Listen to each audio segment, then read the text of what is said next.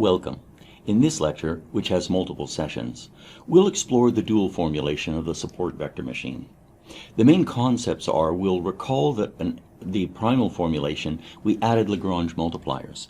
In the dual, we'll remove the hyperplane specifications and we'll retain only the Lagrange multipliers.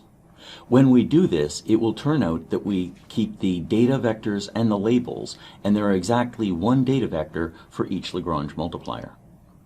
One simple solution is quadratic in the number of data vectors. However, a current common solution is linear in the number of data vectors. What we'll keep in mind through this is how can we effectively compute an SVM?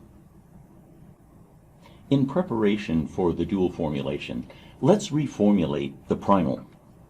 What we had was a set of linear inequality constraints. We phrase these as the jth label times the transpose of the jth data vector and the weight vector plus the bias scalar had to be greater than or equal to 1. And what we want to do is two things. We would like to vectorize this so that we're not referring to individuals, and we also want to put this into our standard formulation. When we do this, what we get is our design matrix will look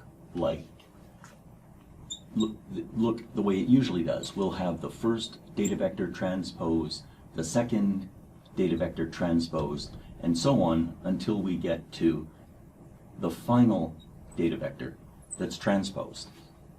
And the y vector will be gathered simply as the labels, and so that will be the first label, the second label, and so on until we've gathered all of the labels together.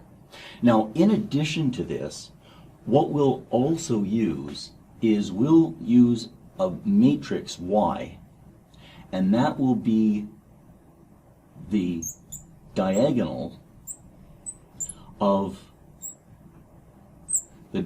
matrix of the labels.